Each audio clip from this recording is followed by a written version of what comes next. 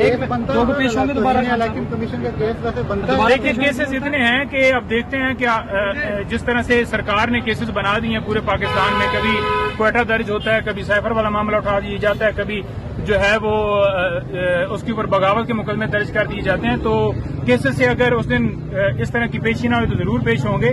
خان صاحب تو کسی جگہ پہ نہ بھاگ رہے ہیں. آپ دیکھ لیں کہ ڈسٹرکٹ کورٹ کے اندر کل جس طرح کی صورتحال تھی، وہاں پہ جیسے پلانٹ کر کے لوگ لائے گئے تھے اور جو نعرہ بازی کی اور عدالت کے اوپر جیسے حملہ کیا گیا، پھر بعد میں ایک لیکوڈ تھا یا کیا تھا، ایک بوتل جو ہے وہ پھینکی گئی. نولی کا بندہ کھڑا ہے، وہ نولی کی ٹوپی پہن کے. جی آج بھی ریلیف ملا ہے جی دیکھیے کھڑا ہونے سے کوئی فرق نہیں پڑتا، کھڑے ہیں تو کوئی بات نہیں ہے، لیکن یہ ہے کہ جو یہ صرف اور صرف خان صاحب کی جو ہے تسلیل کی جا رہی ہے عدالتوں کے اندر پیش کر کے، عدالتوں کے اندر بلا کے، جو کہ اسٹیٹمنٹ رانا ثناءاللہ نے یہ دی تھی کہ خان صاحب جو ہیں وہ اس کو میں اتنا بگاؤں گا کہ وہ خود کہے گا کہ مجھے گرفتار کرو، تو یہ صرف اور صرف وہ پریکٹس ہوگی. نعیم صاحب، جب بھی خان صاحب پیشی کے لیے آتے ہیں یہی کہا جاتا ہے کہ آج گرفتار کریں گے، کل گرفتار کریں گے، لیکن ریلیف پر ریلیف خان صاحب کو مل رہا ہے. ہوائیں بدلنا شروع ہو گئی ہیں، کیا معاملات بہتری کی جانب جا رہے ہیں عمران خان صاحب؟ دیکھیں گزاری یہ ہے کہ کوئی ریلیف نہیں ہے. جتنے کیسز بنائے گئے ہیں وہ سارے بوگس ہیں. 4 مقدمات میں اگلے دن آپ نے دیکھا کہ آرڈر آیا ہے، آرڈر کے اندر انہوں نے کہا کہ سرکار نے کوئی ثبوت ہی نہیں دیا. تو جب ثبوت ہی نہ ہو کیس کے اندر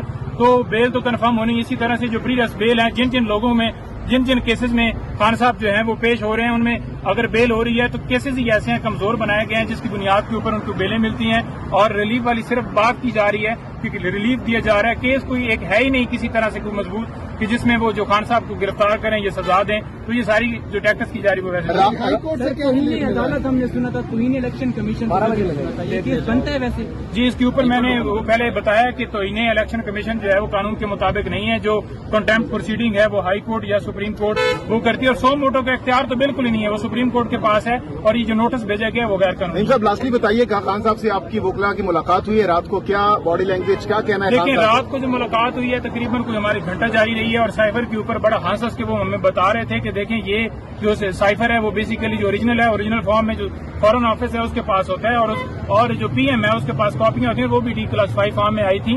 تو میرے پاس تو نہ کسی وہ جو ڈاکومنٹس تھا وہ اس کا کسٹوڈین میں تو نہیں تھا. تو میرے اوپر جان بوجھ کے یہ الزام لگایا جا رہا ہے. کبھی کہتے ہیں چرا لیا گیا ہے، کبھی کہتے ہیں کہ سیاسی مقاصد کے استعمال کیے گئے. دیکھنا یہ ہے کہ کیا وہ ڈاکومنٹ جو خان صاحب نے جس کا ذکر کیا ہے ڈی کلاسیفائڈ فارم میں آ کے، کہ کیا وہ سیاسی استعمال ہوا ہے یا نہیں ہوا ہے. تو آپ اس کا رزلٹ دیکھ لیں کہ ایک چلتی پھرتی حکومت کو جس طرح سے گرایا گیا اس سے ثابت ہو گیا کہ وہ واقعی باہر سے دھمکی ملی تھی. اور یہ ساری بہت شکریہ، تھینک یو.